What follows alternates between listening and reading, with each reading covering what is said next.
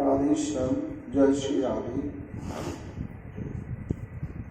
यशो प्रसादादि भगवते प्रसादो यशा प्रसादान्न गति कुतोऽपि ध्येयं स्तुवं स्तस्य यशस्त्रीछन्दं वन्दे गुरो श्रीचरणरविन्दं। गुरुकृपा घनीभूतं प्रभुं श्रीहरिनन्दनं तमो जीवन सर्वस्वं भक्त्या नौमि पुनः पुनः। राधा कृपामयं गुरुं श्रीगुरुदिनतारकं प्रभुं श्रीगौरगोपालं भक्त्या नौमि पुनः पुनः। अजानुलम्बितभुजौ कनकावदातौ संकीर्तनैकपितरो कमलायताक्षौ विश्वाम्भरो द्विजवरो जुगधर्मपालो वन्दे जगत्प्रियकरो करुणावतारो। आनन्दलीलामय विग्रहाय हिमावदिव्यच्छविसुन्दराय तस्मै महाप्रेमरसप्रदाय चैतन्यचन्द्राय नमो नमस्ते।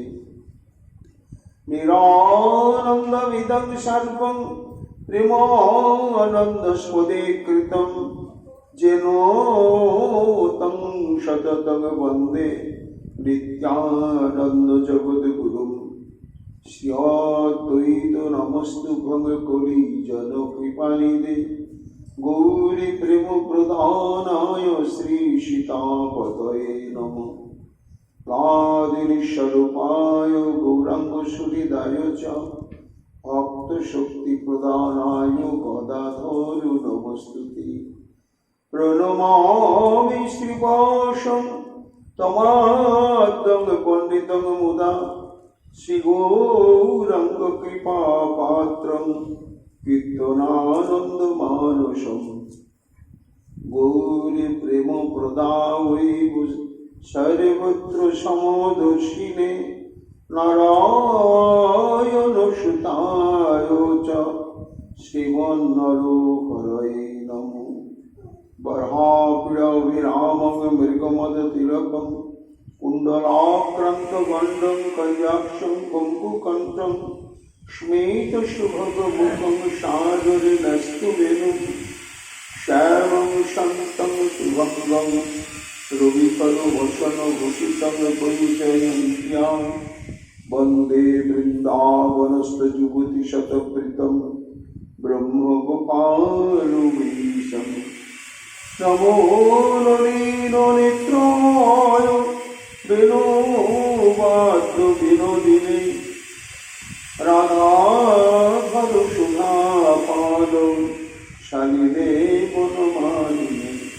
हे कृष्ण करुणा सिन्धो दीनबन्धु जगत्पते गोपेश गोपिकान्त राधाकान्त नमस्ते।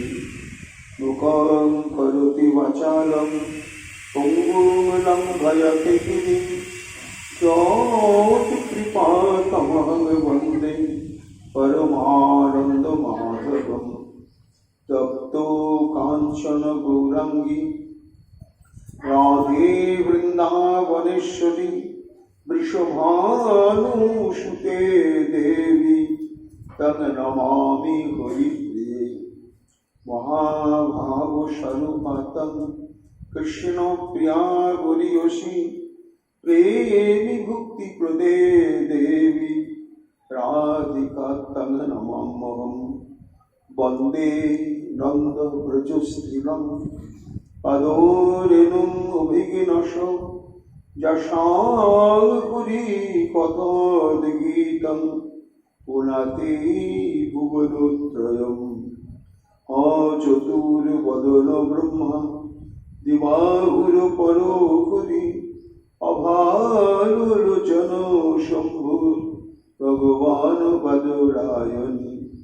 जंग प्रभजन्तमनुपेतमपेतकृत्यं दैपायन विरह कातर अजहाव पुत्रिति तन्मयातयातरवयोगिने दुष्टं सर्वभूतहृदय मुनिमानतोऽस्मि तमादिदेवं करुणानिधानं तमालोवर्णं सुहितावतारम् अपारो संसार समुद्र सितुं भयामहे श्रीभागवत स्वरूपं वंशाकल्पतरुभ्यश्च कृपा सिन्धुभ्येव च पतितानां पावनेभ्यो वैष्णवेभ्यो नमो जय रूप सनातन भट्ट रघुनाथ श्रीजीवी गोपाल भट्ट दास रघुनाथ भक्ति भरे बंदी छय गोसाईर चरण যাহা হইতে বিঘ্ন নাশী অভীষ্ট পূরণ। জয় গৌরী ভক্তবৃন্দ, গৌরী যাদের প্রাণ সবে মিলে দেহ মোরে, নিতাই গৌর ভক্তিদান, নিতাই গৌর হরি বল, নিতাই গৌর হরি বল, নিতাই গৌর হরি বল, জয় জয় নিতাই গৌর হরি বল হরি বল। রাধে রাধে রাধে, জয় জয় শ্রী রাধে রাধে, রাধে রাধে রাধে রাধে রাধে, রাধে রাধে রাধে, জয় শ্রী রাধে। अथाघ वदनात् मृत्यु रक्षित्वा वत्सपालकं शरीति पुलिमान्य भगवान् इदमब्रवीत्। सर्ववेदान्त सार।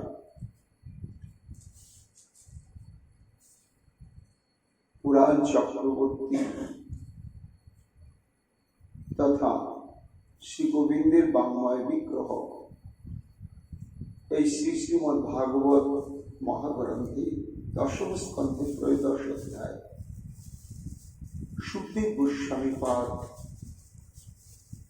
तार सम्मुखे उपविष्ट सप्ताह काल मध्य तक्षक सर्पदंशने आसन्न मृत्यु ब्रह्म शापग्रस्त महाराज परीक्षित তিনি ধারাবাহিকভাবে প্রথম স্কন্ধ থেকে এই ভাগবতী কথা শ্রবণ করতে করতে দশম স্কন্ধে লীলা পুরুষোত্তমের আবির্ভাব লীলা প্রসঙ্গ শ্রবণ করতে করতে ক্রমানুসারে অঘাসুর উদ্ধার লীলা প্রসঙ্গ শ্রবণ করলেন। তার প্রশ্ন বক্তা সুকমুনি বলতে গিয়ে বললেন,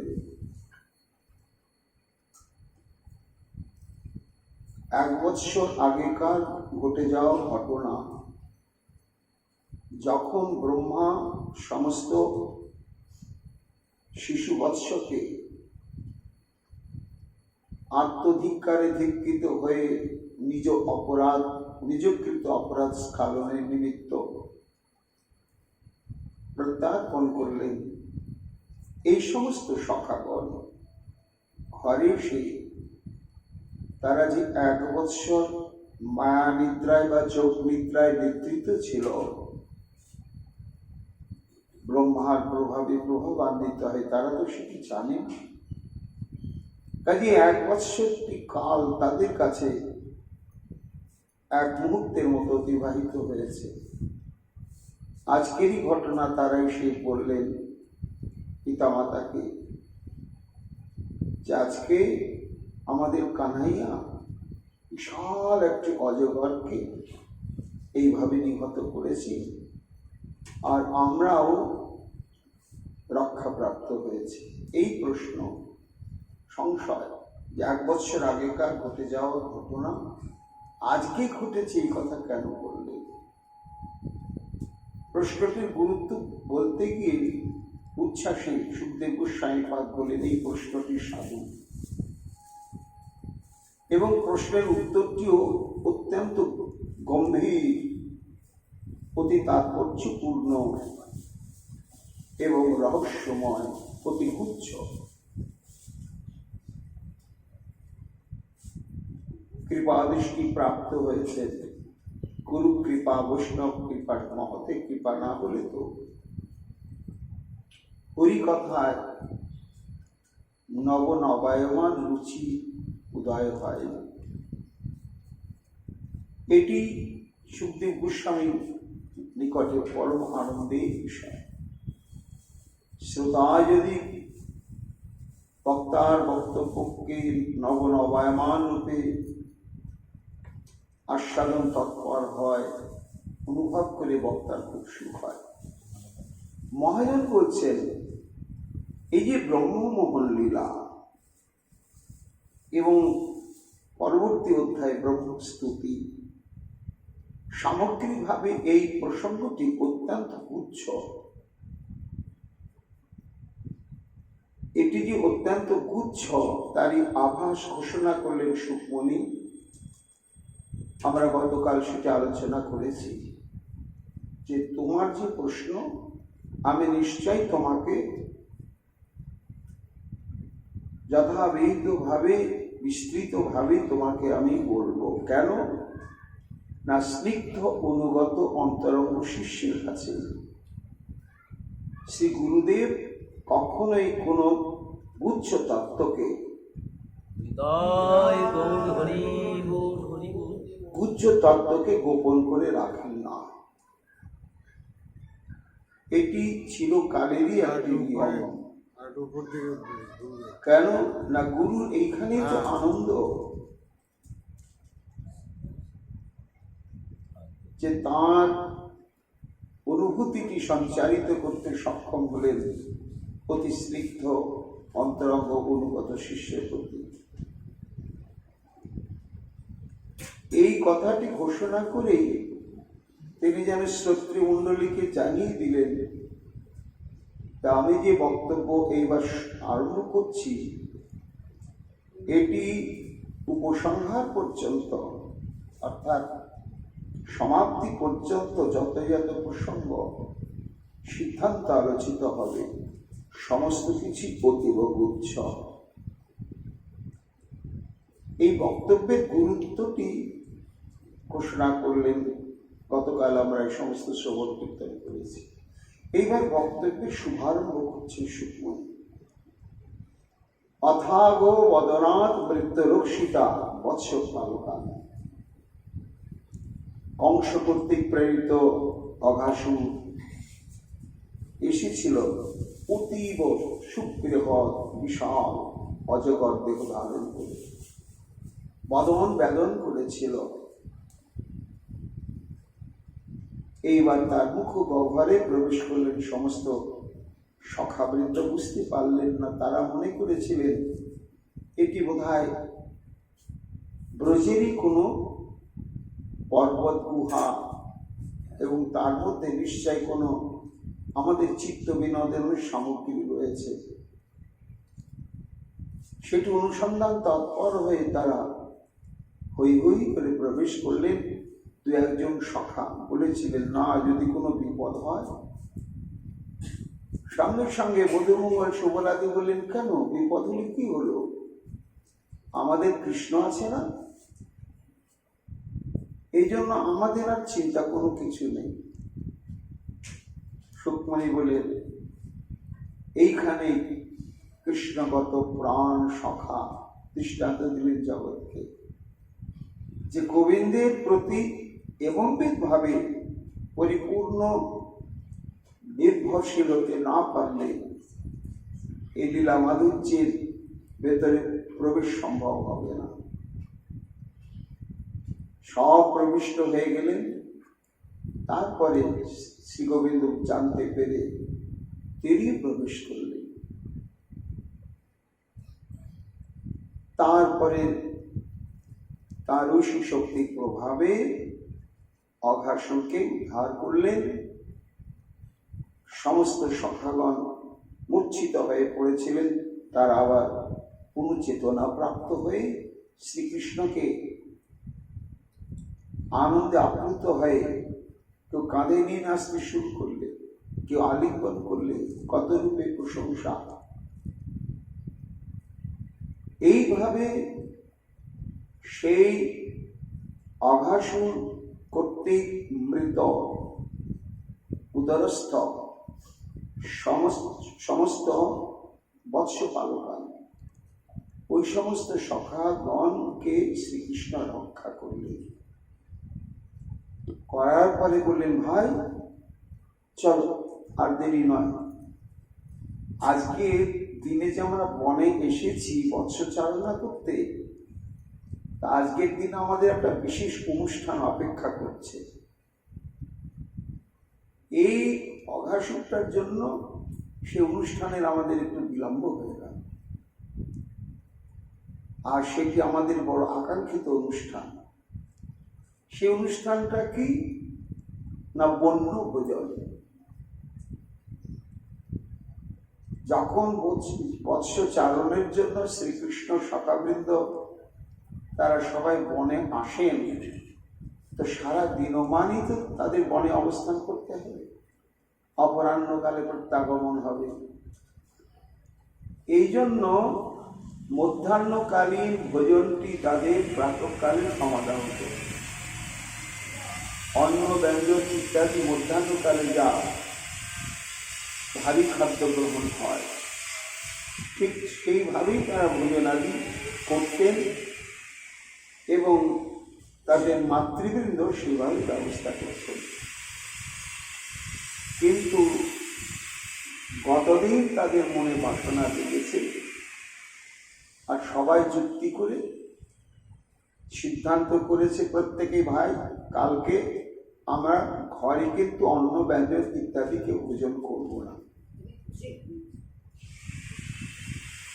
কেন না, দিনের অর্ধেকটা সময় তো আমাদের বনেই কাটে। তা এই যে অন্ন ব্যঞ্জনাদি আমরা গৃহে ভোজন করি আর বনে সময় অতিবাহিত করি, এই বনে বসে অন্ন ব্যঞ্জনাদি ভোজন করতে কেমন সুখ, কেমন আনন্দ, এটা কিন্তু আমাদের উপভোগ হয় না। ওই শুকনো হালকা কিছু ভোজন সামগ্রী বেঁধে নিয়ে আসি, তাই মধ্যাহ্নকালে কখনো একটু ভোজন করি মাত্র।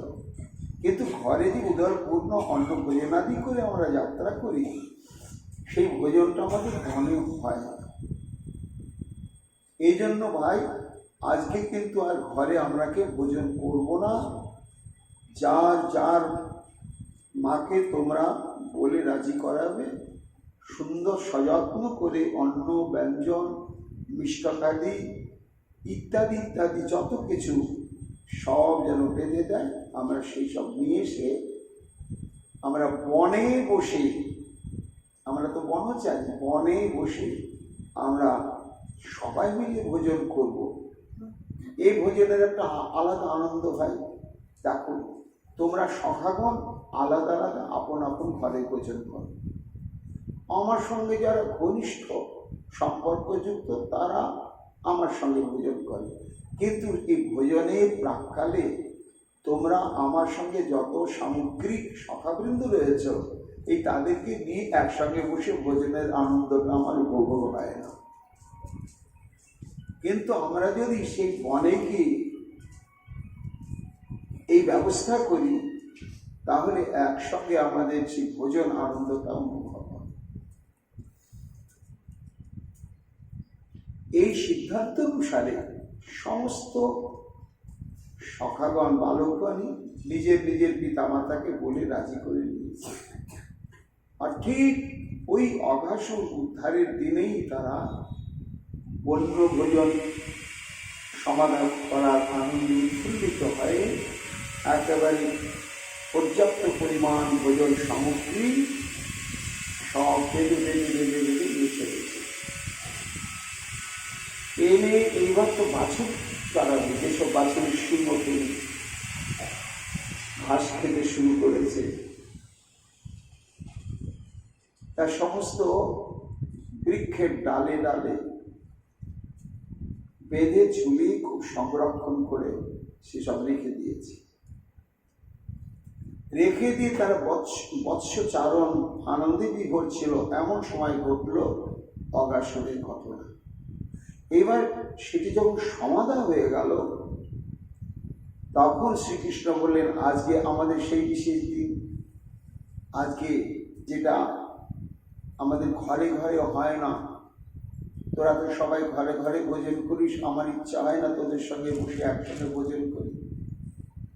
তা আজকে আমাদের সেই বাসনা পূরণের দিন। চলো ভাই, যা হবার হয়ে গেল, চলো এখন যাই। শরীর পুলিনম আনিও ভগবান ইদম অব্রবীত। তাদেরকে নিয়ে চলে এলেন। শাল অঘাসুরের দেহটা বিদীর্ণ মৃত অবস্থায় ওইখানেই পড়ে থাকলো। সেখান থেকে বহু দূরে তারা শ্রী যমুনা পুলিনে এসে উপস্থিত হল। অঘাসুর মুখ হইতে বৎস শিশু গণ বাহিরে করিয়া আনি নন্দের নন্দন। যমুনা পুলিন বনে নিল সেই ক্ষণে, হাসিয়া কি বলে তবে মধুর বচনে। শ্রী যমুনার পুলিনে বিস্তৃত পুলিন।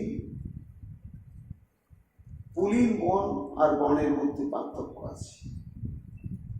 পুলিন কাকে বলা হয়? কোন বনকে পুলিন বলা হয়? না, যে বনে ছোট ছোট গাছ থাকে, বিশাল বিশাল বড় গাছ নয়, ছোট ছোট গাছ, এবং সেগুলো ফুল গাছ হতে পারে, ফলবৃক্ষ হতে পারে, কিন্তু অপেক্ষাকৃত ছোট ছোট।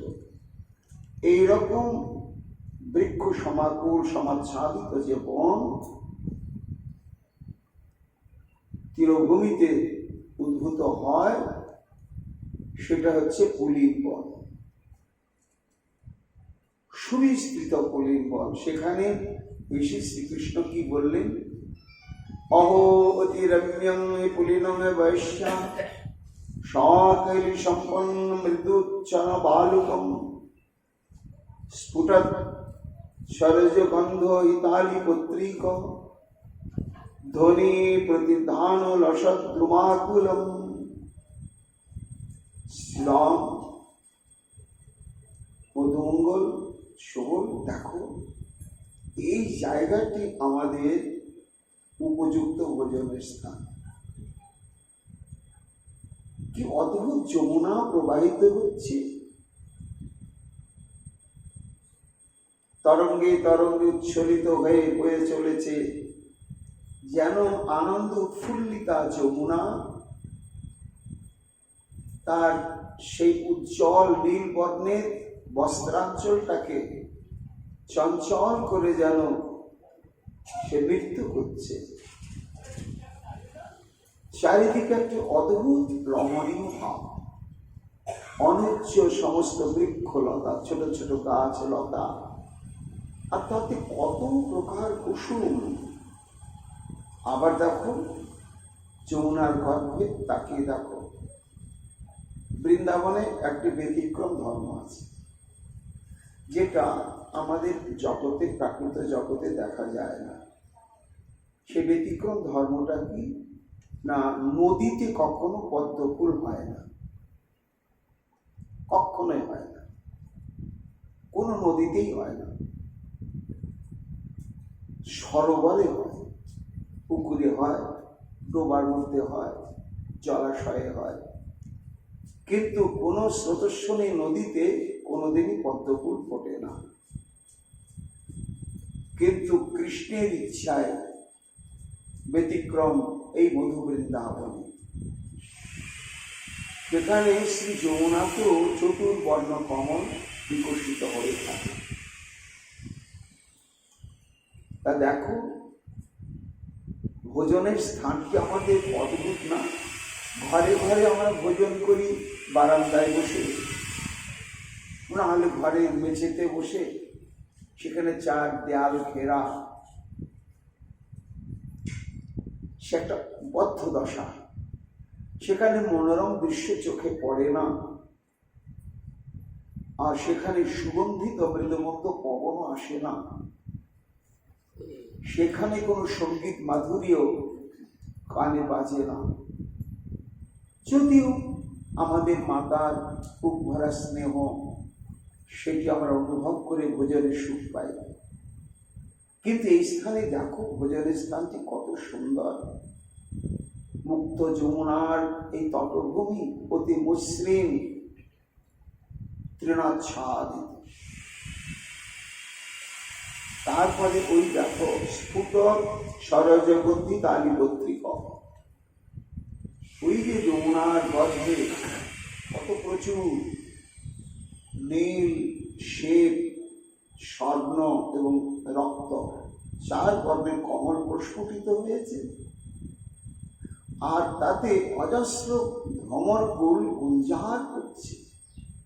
লক্ষ লক্ষ ভ্রমর যদি একসঙ্গে প্রাণ খুলে গুঞ্জন করতে থাকে, কি অদ্ভুত মনোরম শ্রুতি সুখকর ধ্বনি ছড়িয়ে পড়ছে চারিদিকে। এবং সেখানে বৃক্ষে বৃক্ষে কোকিলগণ পঞ্চম স্বর তুলে কি অদ্ভুত গান গাইছে। আবার জলজ পক্ষীগণ যারা জলে থাকে, তারাও অদ্ভুত অদ্ভুত গান গাইছে। এই ভ্রমরের গুঞ্জন, কোকিলের কুজন এবং জলস্থিত পক্ষীকুলের কাকলি, তাতে আবার সেই টাটকা ফোটা পদ্ম ফুল, তার থেকে পবন প্রবাহিত হয়ে পদ্মগন্ধ অঙ্গে মেখে এই স্থানটিকে একেবারে অদ্ভুত গন্ধময় করে তুলেছে। কাজে এই একটু উপযুক্ত আমাদের ভোজনের স্থান। এইখানে প্রফুল্লিত মনে আমরা আনন্দে সম্মিলিতভাবে ভোজন সমাধা করতে পারবো। আর ভোজনের আনন্দে কি হবে? রসনার তৃপ্তি আসবে। তো ভোজনে তো শুধু রসনার তৃপ্তি আসবে, কিন্তু এই যে গন্ধবাহিত পবন সুশীতল, তাতে আমাদের গাত্রের সুখ হবে, নাসিকার সুখ হবে। আর এই সমস্ত বিহঙ্গ কুলের, ভ্রমর কুলের যে মিশ্রিত অভিনব ধ্বনি, সেটা আমাদের স্মৃতি সুখকর হবে। দেখো দেখো ভাই সম রম্য নদী তীর, কোমল বালুকা তট নিরমল নীর, প্রফুল্ল কমল গন্ধ ভ্রমর ঝঙ্কার, জলচর কোলাহল শব্দ সঞ্চার, ধ্বনি প্রতিধ্বনি বিলুষিত ধ্রুমজাল, এথার আমি সব করিব বিহার। এটা আমাদের উপযুক্ত ভোজনের স্থান। অত্র ভক্তব্য অস্মাভির দিবারুড়ং ক্ষুধার্তিতা, বৎসা শরীরে অপপিত্বা চরন্তু শনৈক স্ত্রীণম। আমরা তো আজকে ঘরে পেট ভরে ভোজন করে আসিনি, খালি মুখে মা তো ছেড়ে দেয়নি কাউকে। তাই সামান্য একটু হালকা নবনীত ইত্যাদি মাখন মিশ্রি মুখে দিয়ে বেরিয়ে পড়েছি। পেটটা খালি রাখতে হবে, তো বন্য ভোজন করবো। কিন্তু আমাদের সঙ্গে যে বৎসগণ এসেছে, বাছুরগুলো, ওরা তো না খেয়ে আমাদের সঙ্গে এসেছিল, কিন্তু এসে তো ওরা বেশ তৃণভক্ষণ করছে। কাজে ওদের পেটে ক্ষুধার জ্বালা নেই, আর আমাদের তো বাদ সাধলো এই অঘাসুরটা এসে। তাছাড়া তো আমরা সময় মতো আমরা ভোজন করতাম, বন্য ভোজন। এই অঘাসুরটা বিপদ সৃষ্টি করাতে আমাদের সময়টা অতিবাহিত হয়ে গেল। তাতে কি হলো? দিবারুড়ং ক্ষুধার্তিতা, দুপুরটা গড়িয়ে গিয়েছে। তো মধ্যাহ্নকালে তো ভোজনের সময়, দুপুরটা গড়িয়ে যাওয়ার জন্য সবাই বলো তো পেটে অর্ধেক আর ক্ষুধা পায়নি, সবারই তো খিদে পেয়েছে। মধুমঙ্গল তো একেবারে আগেই দু হাত তুলে ফেলেছে, কেন ওর খিদেটা খুব বেশি পায় সব সময়। তাহলে আমাদের খিদে পেয়েছে, আর আমাদের সঙ্গে যে বাছুরগুলো মৎস্যবান এসেছে ওদের খিদে পায়নি, জল তেষ্টা পেয়েছে। তাই সমীপে অপকৃত্বা চরন্তু সমেকুস্তন, ওদেরকে আগে আমরা ভোজন আরম্ভ করার আগে উদর পূর্ণ করে যমুনার সুমিষ্ট জল পান করাবো। পান করি ওদেরকে কোমল তৃণাচ্ছাদিত ক্ষেত্রে আমাদের দৃষ্টির মধ্যে থাকে এবং ওরাও যাতে আমাদেরকে দেখতে পায় এমন দূরত্বে ওদেরকে বুঝিয়ে রাখতে হবে যে এই জায়গা থেকে তারা যেন কোথাও না যায়। এইখানে আমরা ভোজন সমাধা করি। সবাই হচ্ছে কি মজা কানায়, সত্যি ভাই এতদিন আমরা এই মৎস্যচারণে আসছি কিন্তু এই রকম মনোরম স্থান পাওয়া যায়নি। আজকে আমাদের একেবারে যোগে যোগ মিলে গিয়েছে। কি যোগ না, এই যে বাড়িতে আমরা ভোজন করিনি, বন্য ভোজন করব পিকনিক, আর তদনুরূপ উপযুক্ত জায়গাটা আমরা পেয়ে গিয়েছি। অতিথি বৎসা নারুদ্ধ সাধ বলে মুক্তা শিক্ষানি বুভুজু সমঙ্গ ভগবতা মুদা। সুকমণি বললেন, যখন শ্রীকৃষ্ণ এই প্রস্তাবটি দিলেন তখন সব সখারা সেটি অনুমোদন করলেন, করে এইবার পায়ুত্বা বৎসান সমস্ত বাছুরগুলো তাদেরকে জল পান করান। বাছুর তো অনেক বৎস এবং একসঙ্গে আছে বটে, কিন্তু সবই তো নন্দ বাবার পালের বৎস নয়। ওই যে সখা বৃন্দ এসেছে সঙ্গে, তাদের আপন আপন পিতার সমস্ত গাভীগণের বৎস তাদের সঙ্গে এসেছে। নন্দ বাবারই একাধিক নবলক্ষ গাভী, তেমনি একাধিকজন সখার বাবার হয়তো কারো 2 লাখ, কারো 5 লাখ, কারো 3 লাখ, এরকম সব গাভী রয়েছে। নন্দ বাবারই সব থেকে বেশি। তো এত এত গাভীর বাছুরগুলো ওই ওই যে পিতা তাদের পুত্রের সঙ্গে পাঠিয়ে দেওয়া হয়েছে, এবং ঘরে ফেরবার সময় আবার বাছুরগুলোকে যার যার ভাগে যতগুলো বাছুর হিসাব করা থাকে সেইভাবেই তাদেরকে দিয়ে দিয়ে আবার ঘরে পাঠানো হয়। এই জন্য সব বাছুরগুলোকে একত্রিত ভোজন যমুনার বাড়ি পান করালেও আপন আপন বাছুরের দিকে সবার একটু ধ্যান থাকে। তারা কি করলেন তখন না, সমস্ত বাছুরগুলোকে উদর পূর্ণ করে স্নিগ্ধ জল পান করালেন, করে তারা যেখানে ভোজনে বসবেন সেই স্থান থেকে অনতি দূরে দেখছে একেবারে তৃণাচ্ছাদিত চারণভূমি। সব বাছুরগুলোকে ওইখানে নিয়ে চলে গেলেন, এবং গোয়ালাদের মধ্যে এরকম নিয়ম আছে, আমি দেখেছি। ওরা ছোট থেকেই বাছুরকে নানা রকম বল শেখায়। কোন দিকে যেতে হবে ওই শব্দটি উচ্চারণ করলে কিচ্ছু করতে হয় না, বাছুর বুঝতে পারে যে আমাকে এই দিকে যেতে হবে, ওরা সেই দিকে চলে, এবং নিজের নামগুলো শেখায়। এবং এই সমস্ত শেখানোর জন্য একটা অদ্ভুত নিয়ম আছে, আমি এরকম গোয়ালাদের মুখে শুনেছি যারা যা যাবার পর। এবং আদেশ নির্দেশ এরা ওই বাছুর অবস্থা থেকে মানতে অভ্যস্ত হয়ে যায়।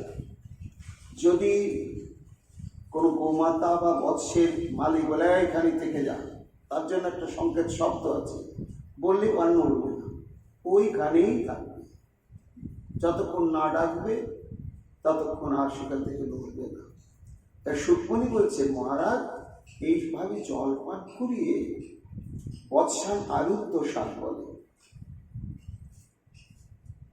ওই ত্রিনাচ্ছাদিত স্থানেতে সব সখারা সব বাছুরগুলোকে নিয়ে গিয়ে সেখানে চারণ ক্ষেত্রে তাদেরকে নিযুক্ত করে দিয়ে সংকেত ধ্বনির দ্বারা অবরুদ্ধ করে দিল, এই তোরা কোথাও যাবি না,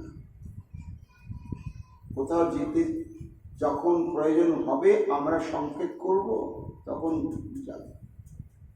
এইভাবে তাদেরকে সেখানে সেই তৃণ ভক্ষণের জন্য নিযুক্ত করলে তারা সবাই সেই বৎসগুলো আনন্দে তৃণভোজন করছে আর মাঝে মাঝে কৃষ্ণের দিকে তাকিয়ে দেখছে। আবার কখনো কখনো যে সখার যে বাছুর তাদের দিকে দেখছে। নিশ্চিন্ত হয়ে গিয়ে শ্রীকৃষ্ণ বললেন, আয় মধুমঙ্গল উজ্জ্বল, আমরা এবার ভোজন সমাধান করি। তখন মুক্তোয়া শিক্ষানে বুভুজু সমং ভগবতা আমুদা, তখন সেই বৃক্ষের ডালে ডালে সযত্নে সংরক্ষণ করে রাখা শিকার মধ্যে যার যার মা যত রকম অন্ন ব্যঞ্জন পিষ্টক মিষ্টান্নাদি আচার সমস্ত দিয়েছেন, ফলমূল সব পাবে। পেরে এখন তো থালা না হয় না, আর সব তো কোনো মানে এমন পাত্র নেই যে সেই পাত্রেই ভোজন করা যাবে। ভোজন সামগ্রীটা আনা যাবে এই মাত্র, কিন্তু তার জন্য তো ভোজন পাত্রেরও দরকার। কৃষ্ণ বলেন সব হবে, আগে শিকাগুলো খোল, যার যার কি আছে না আছে, তারপরে ভোজন পাত্রের সব ব্যবস্থা হবে। কৃষ্ণস্য বিশ্ব পুররাজি মণ্ডলই লভ্যালনা পুল্লদৃশ প্রজার্ভকা সহ উপবিষ্টা বিপিনে বরজু সদা যথম্বরু কর্ণী কয়া। এই সব শিক্ষানীয়গুলো এখানে এইখানে আমরা মণ্ডলী বন্ধে বসবো, যেই বলেছে সুকমণি বলছেন সবাই ভাবলে যে পেছনে পড়বে সে কি কিন্তু কৃষ্ণের পেছনে বসবে, তাকে বসতে হবে, কেন সবারই চেষ্টা কৃষ্ণের সম্মুখে বসবো। এই জন্য যেই শ্রীকৃষ্ণ বললেন এইখানে তোরা আয়, তা যে যত দ্রুত গতিতে পারছে ছুটে ছুটে কৃষ্ণের সামনে গিয়ে বসছে, সামনাসামনি, তবে হাসবো হাসাবো খাবো খাওয়াবো, একটা আনন্দের সুখ। এইখানে লীলা শক্তি সখাগণের বাসনা পূরণের জন্য অলক্ষ্যে ঐশ্বর্য প্রকাশ করিলেন। রোভাননা ফুল্ল দৃশ প্রজার্ভকা, প্রত্যেকের ইচ্ছা যে আমি কৃষ্ণের সম্মুখে বসব, এই একটা অন্ধবিশ্বাস ধারণা নিয়ে সে কিন্তু কৃষ্ণের সম্মুখেই বসলো। এই যে আমি কৃষ্ণের সম্মুখে বসবো এই ভাবনাময় হয়ে যখন বসলো, তখন তারা বুঝতে পারলো না যে কৃষ্ণ পেছন দিক হয়ে আছে না কাত হয়ে আছে না পাশ হয়ে আছে, তা না, ওই বসে পড়লাম, মনে করলাম আমি কৃষ্ণের সম্মুখে বসেছি। সুকমণি বলছেন মহারাজ এইবার কৃষ্ণের যারা ডান দিকে বসেছিল তারাও দেখছে আমি কৃষ্ণের সম্মুখে বসেছি, যারা সম্মুখে বসেছিল তারাও দেখছে আমরা সম্মুখে বসেছি, যারা পেছনে বসেছিল তারাও দেখছে আমরা সম্মুখে বসেছি, আবার যারা বাম দিকে ছিল তারাও দেখছে আমরা সম্মুখে বসেছি। ভকত বৎসল সবার বাসনায় তিনি পূরণ করবেন তো? তাই লীলাশক্তি সে যেন একটু সেবা করবে। দৃশ্যটি কেমন? যথা অম্বরুহ কর্মিকায়া, অম্বরুহ মানে টাটকা ফোটা পদ্মফুল। ঠিক পদ্মফুলের কি থাকে? অনেকগুলো দল থাকে, তো নিচের দিকে উপদল থাকে, তারপরে আস্তে আস্তে কর্ণিকার কাছে এসে মূল দল থাকে, তারপরে তার ভেতরে কর্ণিকার থাকে। ঠিক তেমনি ভাবেই অদ্ভুত ভাবে যেন একটা পদ্মাকৃতি রূপ ধারণ করলে মণ্ডলীবন্ধ সখা পরিবেষ্টিত শ্রীকৃষ্ণ। শ্রীকৃষ্ণই যেন বিচিত্র বর্ণের পদ্মের কর্ণিকার, মাঝখানে পদ্মফুলের মাঝখানে যা থাকে। এইবার দল মূলে যারা বসলো, কারা? এখানে এই বসার ভঙ্গিটা অন্তরঙ্গতার বিচার নেই। আর এটি সচেতন, তারা মনে প্রাণে এটা মেনে নিয়ে চলে যে কৃষ্ণের মূল কতগুলো অন্তরঙ্গ সখা আছে, সেই সখাদের সর্বক্ষেত্রে প্রাধান্য। আর এই প্রাধান্যটি অন্যান্য সাধারণ সখারা কিন্তু মনে প্রাণে মেনে নেয় যে আমরা এখনো অতটা হতে পারিনি। এইভাবে যখন বসলেন, তখন যার অন্তরঙ্গ সখা, তা বৎস চারণ প্রাককালে এই সমস্ত সখাগণ সঙ্গে ছিলেন শ্রীকৃষ্ণের। সুবল, মধুমঙ্গল, উজ্জ্বল, অর্জুন, গন্ধর্ব, বিদগ্ধ, ভৃঙ্গ, কোকিল, দক্ষ এবং সুনন্দ। এরা একেবারে কৃষ্ণের কাছাকাছি বসল, আপন আপন ভোজন সামগ্রী নিয়ে। এবার তার পেছনে মণ্ডলী বন্ধে অন্যান্য সখা, তার পেছনে মণ্ডলী বন্ধে অন্যান্য সখা।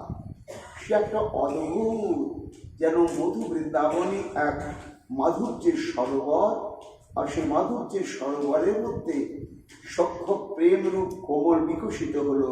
সে কমলের কর্ণিকারী যেন হচ্ছে নখিল রসামৃত গুরুতি আমার শ্রীগোবিন্দ, এবং তার কিঞ্জল্প দল উপদল সমূহ হচ্ছে সমস্ত সখাবৃন্দ। কি অদ্ভুত শোভা বিস্তার করলে! মহাজন বলছেন, যমুনা বলি রে বেরি সখাগণে, মাঝে করি বৈশে কানু, পারি নবপাত তাতে নিল ভাত, জল ভরি সিঙাবেনু। তা ভোজন পাত্রের ব্যবস্থা হলো, কিন্তু জলপাত্রের কি ব্যবস্থা হলো না, শিঙা এবং বেলুন ফুটোগুলোকে বন্ধ করে দেওয়া হলো। কচি পাতাকে বেষ্টন করে পাকিয়ে পাকিয়ে ছিদ্রগুলোর মধ্যে ঠেসে দিয়ে বন্ধ করে দিয়ে তার মধ্যে পানীয় জলটি নেওয়া হলো। ওগুলোই হলো গিলাস। সখাগণ মেলি করিয়া মণ্ডলী, ভোজন করয়ে সুখে, কিবা ভালো ভালো কইয়া মুখ হইতে লইয়া, সবে দেয় কানু মুখে, সবে দেয় কানু মুখে।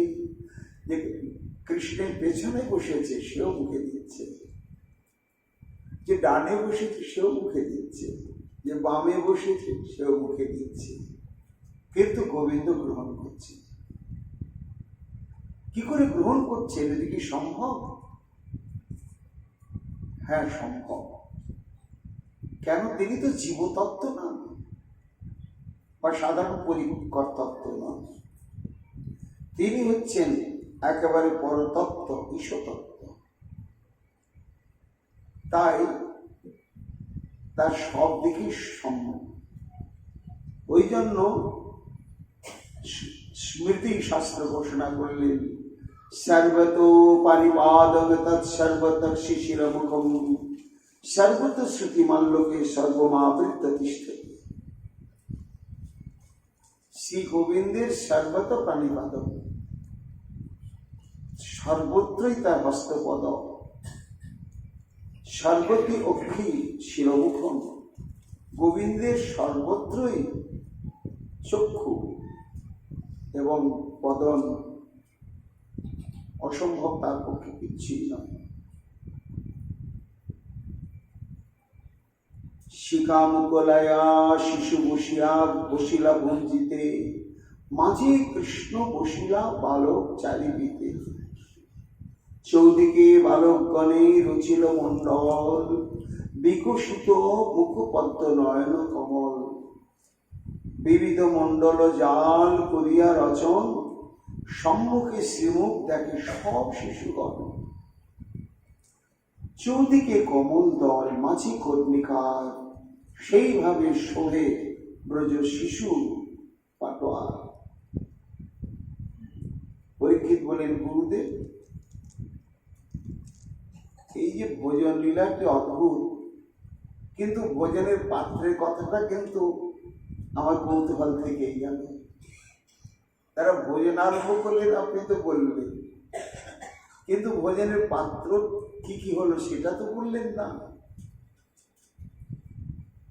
ভোজনের আনন্দকে আগে অনুভব করে সেটি বর্ণনা করতে শুরু করেছেন সুখমণি।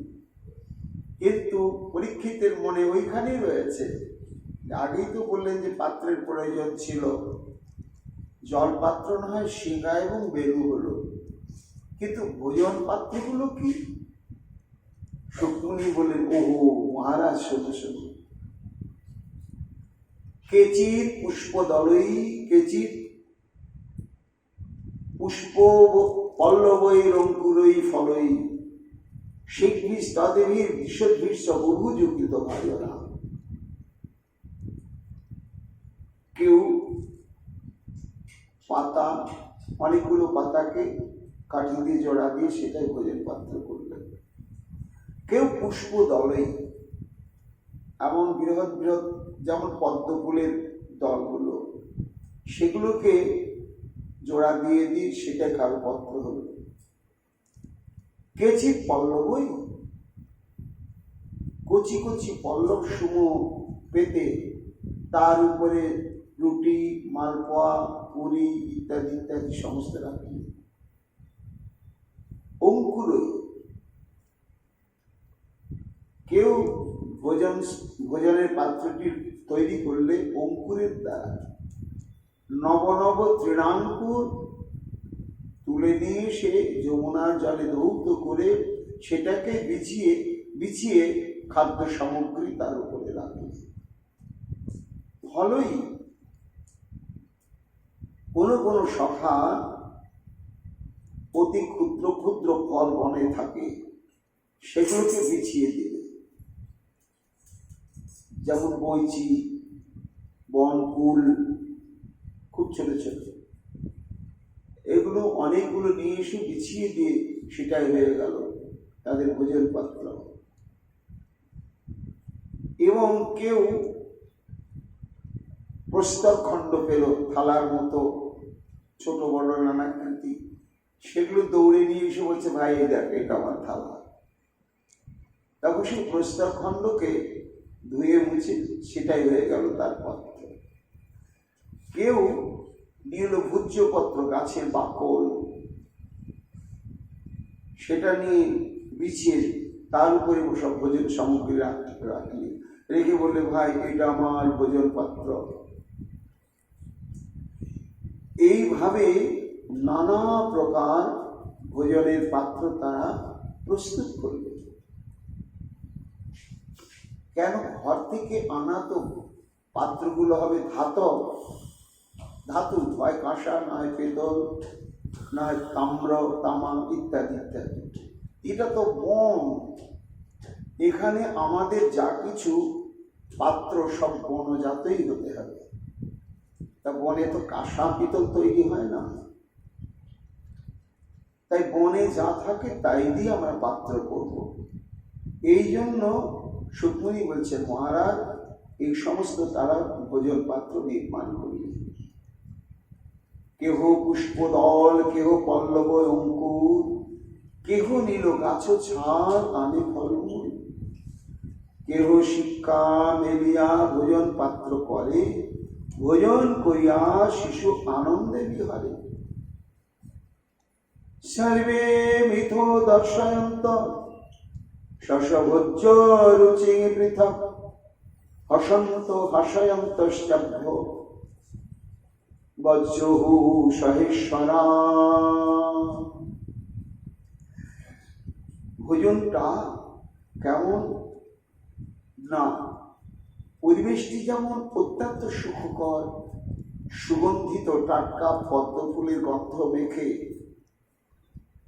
যমুনার জলকণাবাহী অতি স্নিগ্ধ সুশীতল পবন সঞ্চালিত হয়ে শরীরে যেন একটা স্নিগ্ধতা সম্পাদন করছে, নাসিকায় সেই সুগন্ধ আসছে, কর্ণে সেই সমস্ত ভ্রমর কোকিল ইত্যাদি অদ্ভুত সুখকর সঙ্গীত ধ্বনি কানে আসছে। এ এক আনন্দ, এ এক সুখ। আবার তারা চুপচাপ ভোজন নয়, হসন্ত হাসন্ত সভ্যা বজ্রু সহেশ্বরা, অত্যন্ত আনন্দের সঙ্গে কৌতুকময় প্রসঙ্গ তুলে নিজেরা হাসতে হাসতে অপরকে হাসাতে হাসাতে, মানে ভোজনটি এই রকমই নিয়ম, আনন্দের সঙ্গে ভোজন করতে হয়। তা সাধক দশায় ভক্ত যখন ভোজন করবেন তখন তার আনন্দ বলে সুকৃতি লক্ষ্য কৃষ্ণ অধরামৃত পেয়েছি। এবং এই অধরামৃতের বৈশিষ্ট্য হচ্ছে মহামাদকময়। সে মাদকতা কি মাদকতা?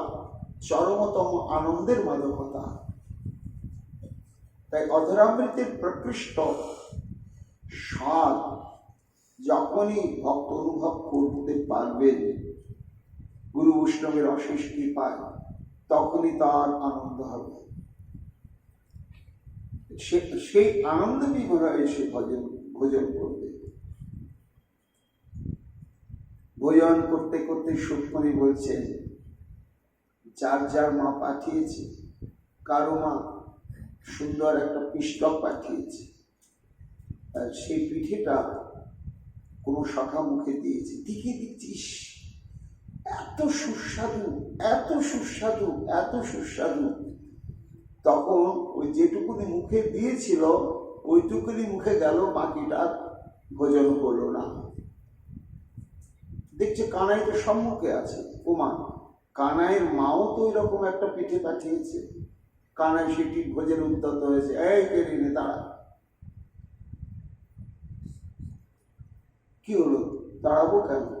আরে তুই তোটা মুখে দিস নি, মুখে দিতে যাচ্ছিস, হ্যাঁ তো কি হলো? মুখে দেওয়ার পরে ওটা যদি সুস্বাদু না হয়,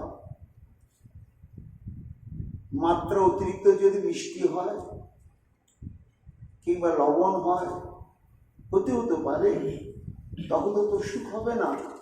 ওই জন্য মুখে দিস না, দিতে যাচ্ছিস তো, মুখে দেওয়ার পরে যদি ওটা বিস্বাদ হয় তো যে কত কষ্ট হবে কানাই।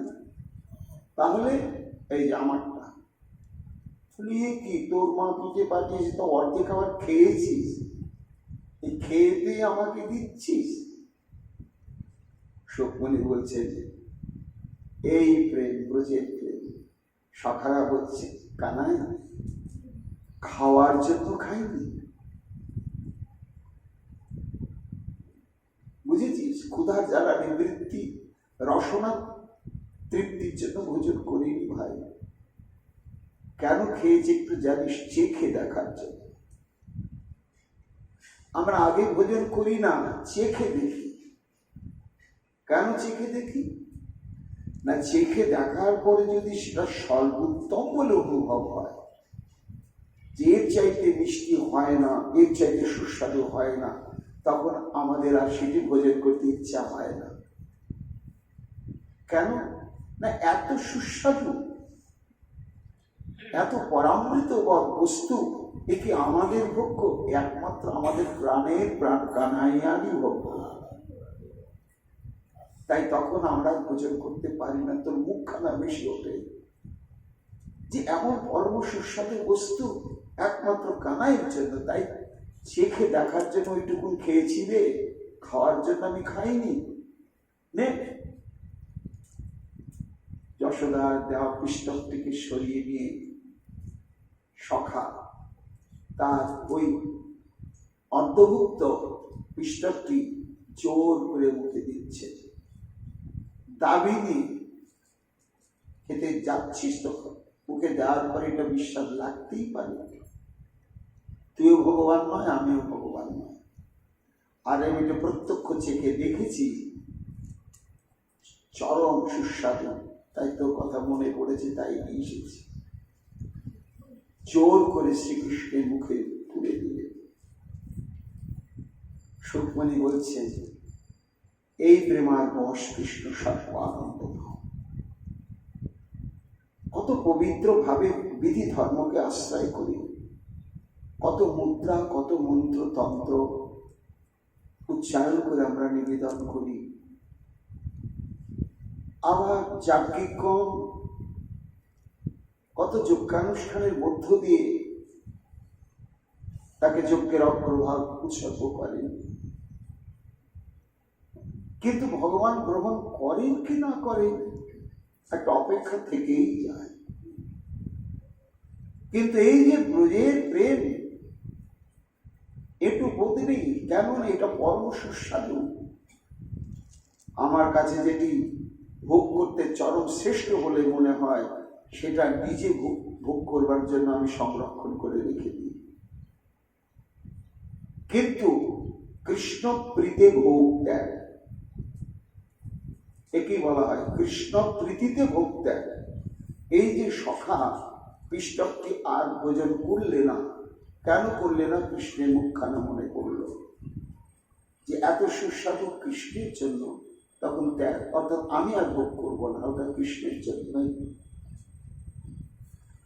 আর কত দাবি ওই এটোটাই দিয়ে দিচ্ছেন। সুখমণি বলছে, মহারাজ গোবিন্দ দিচ্ছেন, আনন্দে দিচ্ছেন। কেন দিচ্ছেন না? মা যেটি পাঠিয়েছেন সেটির মধ্যে তো মায়ের শুধু বাৎসল্য প্রেম মাখা আছে, কিন্তু সখা যে উচ্ছিষ্ট পিষ্টকটি দিচ্ছেন তার মধ্যে শুধু ব্রজমায়ীদের বাৎসল্য প্রেম, তার সঙ্গে সখার হৃদয় নিবেদনের সখ্য প্রেম মাখা আছে। গোবিন্দকেই বদনে পুড়ে দিয়েছে, সত্যি তো। কি অপূর্ব, কি অপূর্ব, কি অপূর্ব বলে যেই গলাধকরণ করতে নিয়েছেন, চিবিয়ে যেই গিলতে নিয়েছেন, অমনি সখা আবার মুখটাকে গালটি বেঁধরে বের করে নিয়েছে। এখানে কৃষ্ণ বলছে, এ কি হলো রে? হ্যাঁ, আদর করে অত্যন্ত উৎকৃষ্ট মনে করে আমাকে দিলি ভালো, আমি ভোজন করতে করতে গলাধকরণ করতে নিয়েছি, গিলতে নিয়েছি, আবার একবার গাল টিপে ধরে মুখের মধ্যে আঙুল দিয়ে বের করে নিবি কেন? বলে, সবটা তুই খাবি, এটা তো ওই জন্য তো নয়, ওদের যে আমাদের দাবি রয়েছে। কি দাবি? তুই তো আগে খেয়েছিস, সেটাই তো আমি ভোজন করলাম।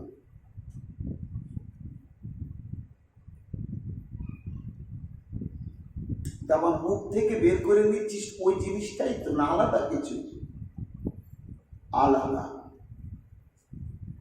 কেন আলাদা? ওটা তুই বুঝবি না। কানাই, মিশ্রি নিজে কখনো জানে সে কত মিষ্টি? বল। কানাই বলছে, না, মিশ্রি নিজে জানে না। কে জানে? যারা মিশ্রি চষে আস্বাদন করে, তারা জানে মিশ্রি কত মিঠা। তো কানাই, তুই জানিস না রে ভাই, তোর অধরামৃত হওয়ার পরে সেটি যে কেমন অনবদ্য ধারণাতীত সুমিষ্ট হয়, সেটা তুই বুঝবি না। এ জগতে যারা তোর অধরামৃত পেয়েছে কখনো, তারা সেটা অনুভব করে। তোর এঠো বড় মিঠে লাগে ভাই রে কানাই, খাইতে বড় সুখ পাই তেই তোর একটু খাই, খাইতে বড় সুখ পাই। তেই তোর একটু খাই, খাইতে খাইতে মুখ হইতে দিতে হলো ভাই রে। তোর একটু বড় মিঠে লাগে ভাই রে কানাই। এই এত মিষ্টি হয়ে যায় কেন? আমি যখন মুখে দিয়েছিলাম আমার কাছে এটা চরম সুস্বাদু, এবার তুই যখন চর্পণ করলি তখন ওই সুস্বাদু দিয়তা আরো এমন ধারণাতে বেড়ে গিয়েছে। কি যে মহিমা তোর অধরে, ও রাঙায় অধর মাঝে না জানি কি মধু আছে। ও রাঙায় অধর মাঝে না জানি কি মধু আছে। আমরা তোর চাঁদ মুখে বালায় লইয়ে যাই রে। তোর একটু বড় মিঠে লাগে ভাই রে কানাই। সুখমণি বলছেন এই সখ্য প্রেম আস্বাদনের জন্যই শ্রীকৃষ্ণের বনে আসা, কাঁধে করা কাঁধে চড়া, এটি গৃহে হয় না। এই জন্য বৃন্দাবন লীলাটি হচ্ছে ভগবানের প্রেম রস আস্বাদনের লীলা। জীবিকা নির্বাহের তাড়নায় শ্রীকৃষ্ণ প্রচারণে আসেন না। ওই গাবিগণ বা বৎসগণের হৃদয় নিগ্রহ প্রেম রস আস্বাদনের ভূমি ওই বন, আর সখাগণের হৃদয় নিগ্রহের সখ্য প্রেম আস্বাদনের স্থান ওই বন। তাই উপলক্ষ বৎস বা ধেনু চরণ, সেই উদ্দেশ্য সাধনের জন্যই বনে আসেন নীতি। এই বলে জোর করে যে বের করে নিয়েছে, আর সখাদের দৃষ্টি পড়ে গিয়েছে, এই আমায় একটু দে না, এই আমাকে একটু দে না, আমাকে একটু দে, আমাকে একটু খায়, সবে হর্ষিত হইয়া কৃষ্ণ তার অমৃত নিয়ে এইভাবে আপন আপন পাত্র সবে প্রশংসে। কেহ কারো পাত্র দেখি করে উপহাসে, কেহ হাসে কেহ তারে হাসিয়া হাসায়, কেহ কারে মুখ চাইলে অঙ্গুলি দেখায়। খেতে খেতে কে কেমন মুখের ভঙ্গি করছে নকল করে করে একটা হাসির পয়লা তুলছে। আবার কে কেউ বলছে দেখ এই পিঠেটা কত সুন্দর, সবার অজ্ঞাত সারে পিঠের মধ্যে খানিক নিম পাতা ঢুকে দিয়েছে, তাই নাকি খুব মিষ্টি। এবার যে মুখে দিয়েছে আর নিম পাতা তো ভয়ঙ্কর পিতা, তখন মুখ বিকৃত করে একেবারে যে ফেলে দিতে নিয়েছে, ও হাসি আনন্দ। শ্রীকৃষ্ণ কখনো হাসছেন কখনো হাসাচ্ছেন, এইভাবে আনন্দের পরিবেশে আনন্দের পরিমণ্ডলে আনন্দের ভাবেই এই ভজন চলছে। শ্রীকৃষ্ণ কেমন ভাবে অবস্থান করছেন সেই সখামণ্ডলীর পদ্মফুলের মধ্যমণি স্বরূপে সুখমণি সেটি বর্ণনা করছেন। বিভ্রদ বেনুং জঠর পটয় সিংহবেদ্র চ কক্ষে বামে পানো মসৃণ কবলম তৎ ফলানুমূলিষু তিষ্ঠমান মধ্যে সপরিসুহৃদ হাসন নব বিশ্বই স্বর্গে লোকে বিশ্বটি বহু যে যজ্ঞ বালকে। তিনি সুন্দর, তিনি সর্বক্ষেত্রে তার সৌন্দর্য দিয়ে বিবর্তিত হয়। তা মাঝখানে বসে আছেন তো বিভ্রদ বেনু জঠর পটল, সেই বাঁশিটা কোমরে গোঁজা, সিংহ বেদ্র চ কক্ষে, আর কৃষ্ণের বাঁশিও থাকে শিঙাও থাকে। শিঙা এবং ধেনুকে শাসন করার জন্য যে বেত্র সেটি বাম দিকে, আর বাঁ হাতে কি রয়েছে, পানো মসৃণ কবল, বিশাল দই মাখা ভাতের অন্নে একটা ডেলা, শক্ত দই দিয়ে অন্নটাকে এমন ভাবে মেখেছে শুকনো শুকনো করে, বেশ শক্ত, তার বড় হয়। তো এমন একটি দধিমুখিত অন্ডের ডেলা, এবার এমনি ধরে আছেন তো, আর আঙ্গুলের ফাঁকে ফাঁকে নানা রকম আচার। এবার পাত্র থেকে নয়, ওই করো পাত্র থেকেই বাঁধে ধরা আছে, সেখান থেকে একটু একটু করে দিচ্ছেন, ভোজন করছেন, আর সকালের সঙ্গে কথা বলছেন। সবার সামনে, সবার মণ্ডলী মধ্যে মাঝখানে বসে রয়েছে। সুখমণি বলছে, মহারাজ, এই যে গোলকপতির ভুলকের এই মাধুর্যময় লীলা আকর্ষণ করলো সমগ্র জগৎকে, তাই অন্তরিক্ষে সে সম্মিলিতভাবে দাঁড়িয়ে পড়লো স্বর্গের দেবতাগণ। তারা ব্রজভূমির দিকে তাকিয়ে নমস্কার করছে আর বলছে, দেখো দেখো, মিশতি বহু যে যজ্ঞভোগ বালকেরই। আজকে যিনি যজ্ঞভোগ